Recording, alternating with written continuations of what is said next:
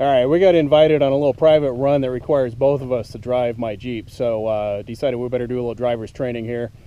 Patrick drove his first four-wheel drive earlier today. It was a 2013 JK, so this is going to be a little bit different. We're going to go ahead and get started here.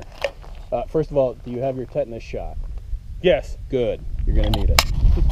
1946 CJ2A with overdrive has got a lot of levers in here. Obviously the transmission. These two are for the transfer case. This one is for high range and low range. This one is four-wheel drive or two-wheel drive, or vice versa. I always get them mixed up, so you just play with them. This one's for the overdrive, which is currently engaged. We're going to disengage that, and you won't be needing that. All right, so just let the clutch out slowly while your foot's still on the brake. There you go. There we go.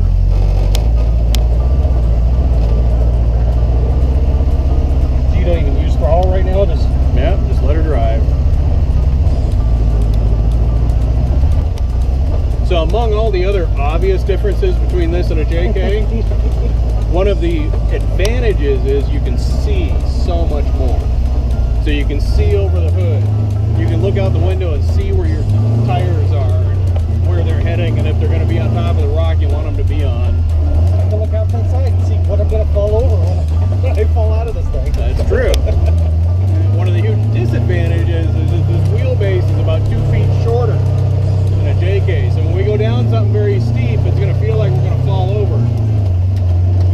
Like this. So put it in second gear before you start. Let out the clutch. Don't touch the throttle or the clutch or the brake on your way down.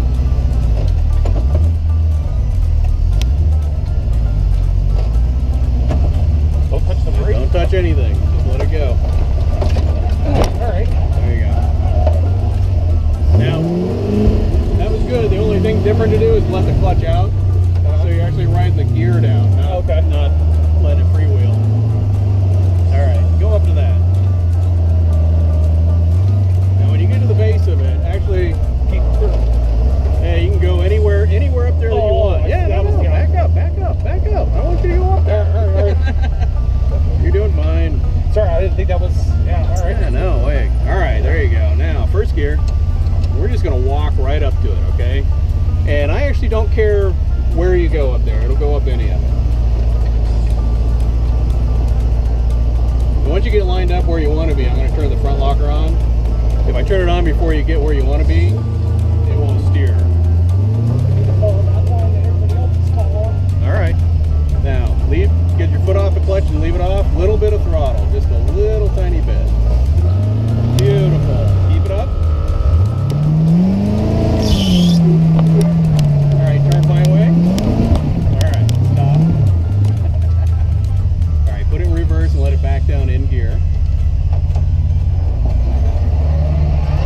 All right, didn't need to let it down that hard. All right, keep backing up, back up. That's second. There you go. What I want you to do this time is swing over there. Like where that notch is? Yeah. Okay, first gear again? So yeah, you can put it, that's third. You can put it in first. Okay. There you go. So aim for that right there. Yep, but let the clutch out and don't touch that clutch pedal again. Ever. Hard left, hard left, hard left.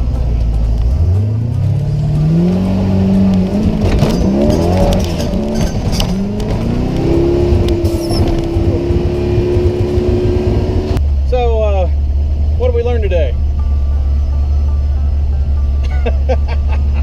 Well, we learned that a 1946 Jeep is a little harder to drive than a JK, and that's partially because of all the Mickey Mousery that I've done building the thing and my poor welding. But anyway, we had to go off-road and now we're heading back. So this is the damage that was done. This is a Sam's traction bar. This is how you make a spring over a Jeep not break the drive shaft every time you accelerate. However, my very poor welding job gave way when Patrick demonstrated accelerating up a bouncing hill. And once that arm came off the axle, it allowed the pinion to rotate to an extreme angle, which took out the caps on the drive shaft U-joint. So, going to be looking for a welder to weld that back on in the next day here so I can keep continuing the Jeep in Moab.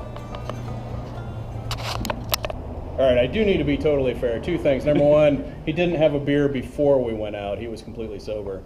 That's probably the problem. But number two, that was my fault because I told him you can make any line up there, it doesn't matter, and just lean into the throttle a little bit. Now, my idea of leaning in the throttle and his apparently is a little bit different, but I'll still take responsibility for this driver training failure. Cheers. No. I did. Yeah, hey, I was behind the wheel. It's my fault. All right, you heard him say it. It's his fault.